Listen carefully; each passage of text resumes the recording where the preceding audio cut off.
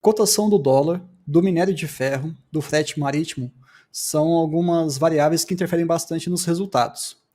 Quais outros fatores você julga, né, importante a gente colocar no nosso radar quando a gente está investindo em mineradoras? Se essas variáveis elas são realmente relevantes e quais outras você colocaria? E no finalzinho também entender um pouquinho por que a alavancagem tende a ser mais baixa nesse tipo de negócio. Vou começar pela pergunta final, tá? Uhum.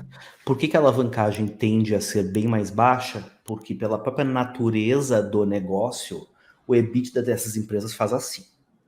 Uhum. Consequentemente, a alavancagem baixa, ela pode se tornar uma alavancagem altíssima da noite para o dia, porque, sei lá, o EBITDA caiu 70% ano contra ano. Tá. Uhum. É da natureza do negócio, tá? Vou te dar como comparativo a Vale. A Vale já tentou, a título do que outras mineradoras globais fizeram no passado, tipo a Anglo American, mitigar esses efeitos no balanço, diversificando o seu hall de produtos, né? A Vale originalmente ela é uma empresa de mineração de minério de ferro que foi expandindo para outras áreas. Eles compraram a Inco lá atrás, passaram a ser um dos maiores produtores de níquel do mundo, eventualmente investiram em ativos de carvão na África, chegaram a ter uma empresa de tamanho razoável de fertilizantes, ou seja, a ideia disso aí o que era? Era criar um portfólio de ativos relativamente descorrelacionados entre si para diminuir a volatilidade do EBITDA. Tá? Uhum. Não deu muito certo, tá? Ao longo dos últimos anos eles vêm fazendo meio que o caminho contrário, né? Foram se desfazendo de uma série de coisas. Agora venderam ou estão em vias de vender uma participação no negócio de metais básicos deles, que é níquel e cobre, de forma que a representatividade do minério de ferro voltou a crescer. No caso da CSN Mineração, salvo o melhor juízo, é uma empresa 100% minério de ferro. Tá? É a Isso. fusão da antiga Namisa com a antiga Casa de Pedra.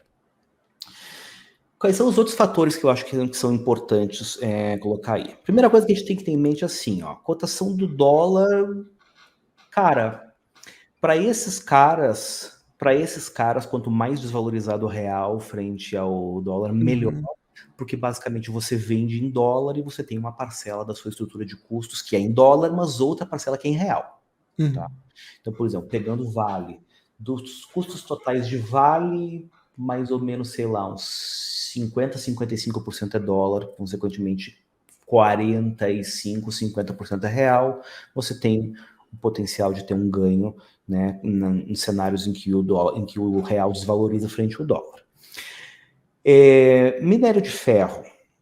O que você precisa ter em mente aqui é o seguinte: faz alguns anos que eu não olho essa estatística, mas ela não deve ter mudado tanto assim. Uhum.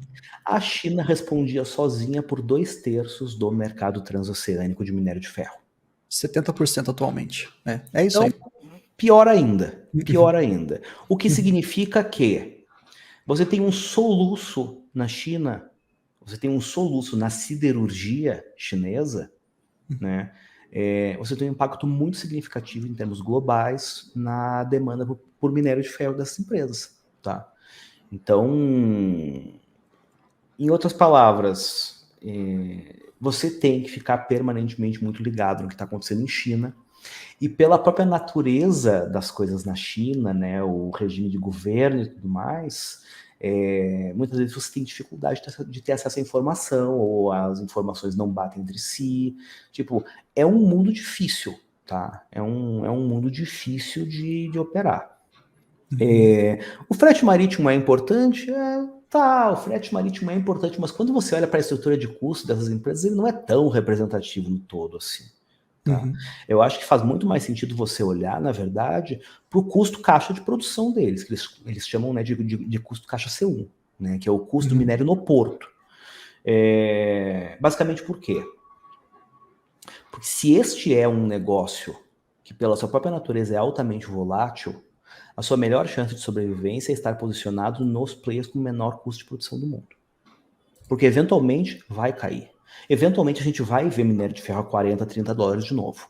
Porque é da Uhum. natureza do minério de ferro, eventualmente, ter grandes altas, eventualmente ter grandes baixas, e consequentemente as empresas que trabalham majoritariamente ou exclusivamente com minério de ferro, elas estão sujeitas a ter uma enorme volatilidade de geração de caixa.